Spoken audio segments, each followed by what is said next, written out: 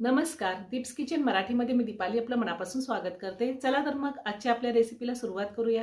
आज मी तुम्हाला जेवताना तोंडी लावण्यासाठी कैरीची आंबट, गोड, तिखट, चटपटीत अशी चटणी कशी करायची ते दाखवणार आहे। तर त्यासाठी आपल्याला काय साहित्य लागणार आहे ते आपण पाहूयात। मी इथे 2 मीडियम साईजच्या कैऱ्या घेतल्यात। कैरीची सालं काढून असे तुकडे करून घेतलेले आहेत। अर्धा चमचा मोहरी, अर्धा चमचा जिरे, थोडे मेथी दाणे घेतले, थोडी आपल्याला हिंग लागणार आहे। 2 ते 3 चिमूट मी हिंग घेतली।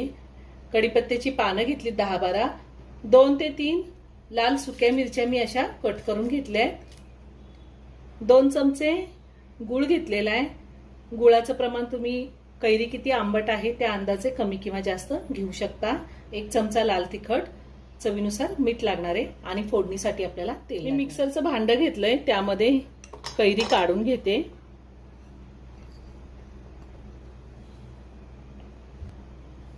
त्यातच आपल्याला मीठ घालायचंय, चवीनुसार मीठ घालूयात। लाल तिखट, ह्यामध्ये मी अर्धा चमचा कलरचं लाल तिखट घातले आणि अर्धा चमचा रेग्युलर लाल तिखट घातलेला आहे। गूळ, आता पाणी न टाकताच आपल्याला हे मिक्सरला बारीक करून घ्यायचे। मी मिक्सरला कैरी फिरवून घेतलेली आहे। अगदी जास्त बारीक पण नाही केली, थोडीशी जाडसर आहे। आता ही मी काढून घेते। गॅसवरती तडका पॅन ठेवलाय, त्यामध्ये 1 चमचा तेल गरम करून घेतलंय। त्यामध्ये मेथी दाणे घालूया, त्यातच मोहरी आणि जिरे घालायचे। हिंग घालूया, गॅस बंद करते मी। कढीपत्ता घालायचा आणि सुक्या लाल मिरच्या। आता ही फोडणी आपण चटणीवरती घालूया। आता ही फोडणी मी चटणीवर घालून घेते।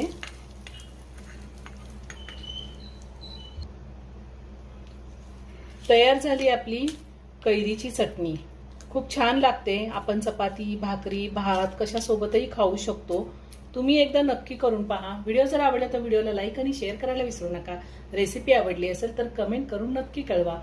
पुन्हा भेटूया अशाच एका छानशा साध्या आणि सोप्या रेसिपी बरोबर। धन्यवाद।